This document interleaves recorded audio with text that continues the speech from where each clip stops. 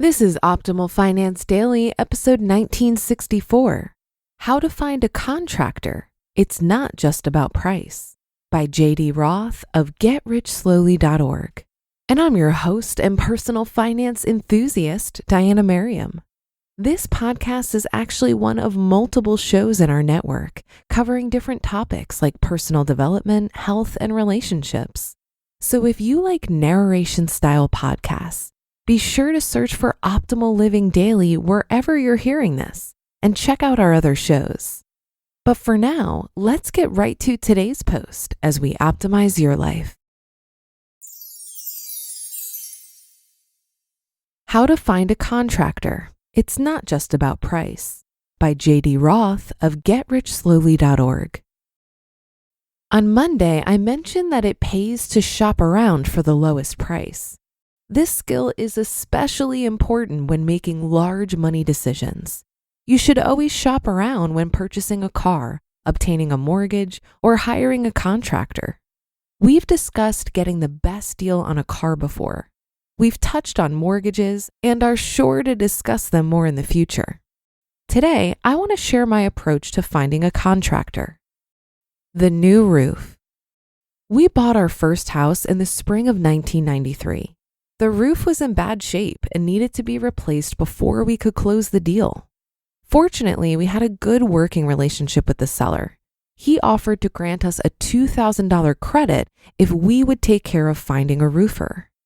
I had never done anything like this before, nor had any of my friends.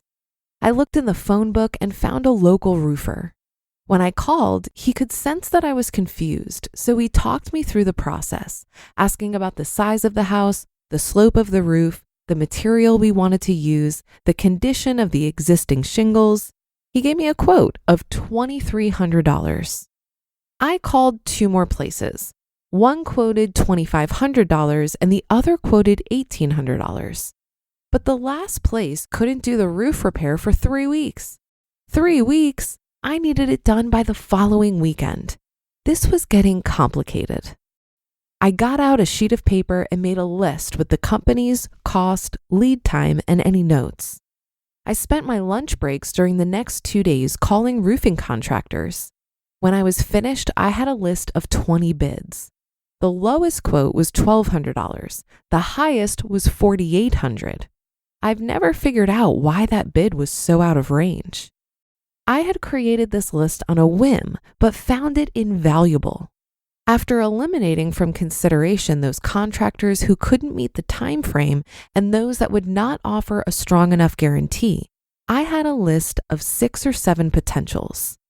The contractor I hired did not offer the lowest price, but he ran a family business like mine, was willing to answer my questions, and offered a $500 reduction if I helped on the project because he was short-handed.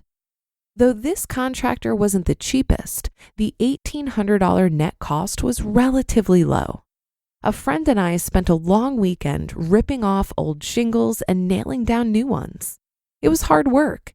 I learned something about roofing in the process, and for the decade we lived in that house, I was filled with a sense of pride whenever I had to climb on the roof to clean the gutters. In the spring of 2006, we had to repair a section of the roof on our current home. We didn't call 20 contractors this time, but we did call half a dozen. Again, there was a wide disparity on the bids. They ranged from a low of $300 to a high of $3,000. We chose a company that quoted $800, but which seemed to understand what we wanted. The bathroom remodel. When we bought this house, we knew that the bathroom would have to be remodeled. It was a mess filled with 80 years of shoddy add-ons. The shower stall was huge and it dominated the room. The plumbing and electrical work were not to code. There was minimal lighting, and you could see through to the basement in one section of the floor. We went to the Portland Home and Garden Show to get ideas. There we found a company whose work we loved and invited them to bid. They gave us an estimate of $34,000. That was more than twice what we had planned to pay. Chris found a website that matched jobs with contractors, and it paired us with a fellow who gave us a bid of $15,000. That was exactly at our budget, probably because we had to tell the website what our budget was. But we weren't confident that this contractor was listening to what we wanted. He didn't seem competent. One of Chris's coworkers recommended another contractor. We met with him, liked him immediately, felt he was playing fair with us, and we were pleased that he could meet our timeline. He quoted us $18,000 to $21,000 if we did everything to code and got all the permits. We chose the latter option. In retrospect, we probably could have spent more time to find a lower bid, but we were pleased with the final results and plan to hire this contractor again in the future. Conclusion. When you shop around for groceries, you can save maybe $1 on a loaf of bread. When you shop around for a plasma television, you might save $200.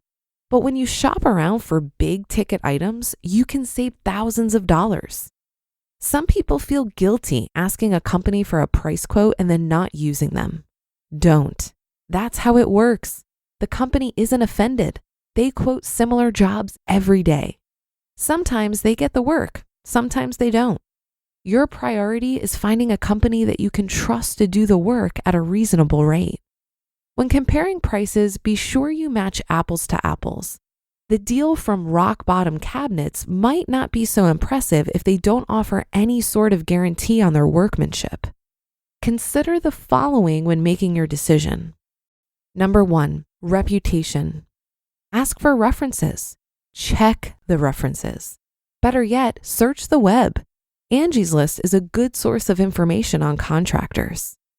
Number 2, reliability. Is the company licensed and bonded? Registered with the State Contractors Board?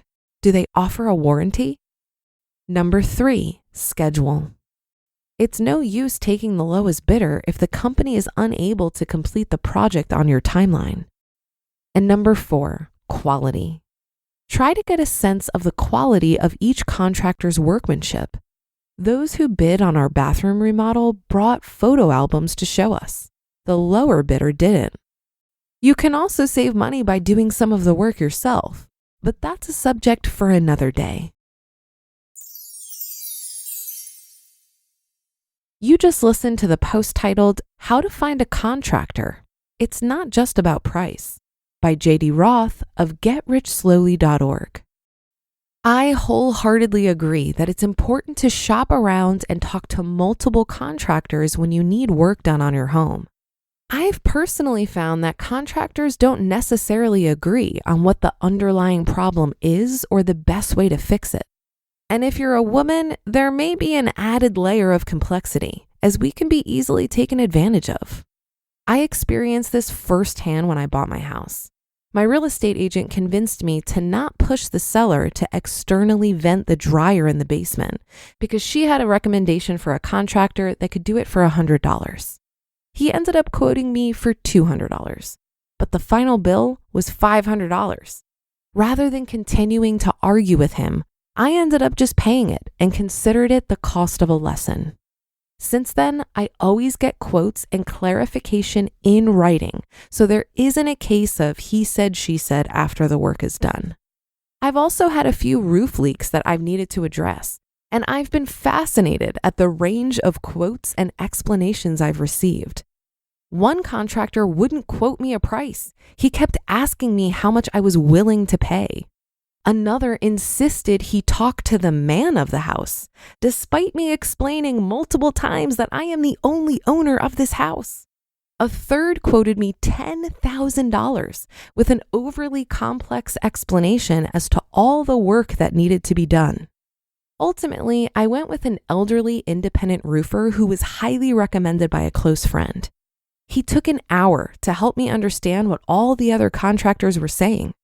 He also proposed a temporary solution that cost me $200, but he estimated it would buy me 5 years before I needed a more elaborate and expensive fix. So far, so good.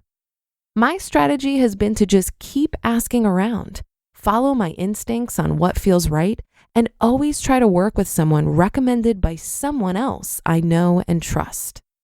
And that's a wrap for another Monday show. Have a great rest of your day and start to your week. And I'll be back tomorrow where your optimal life awaits.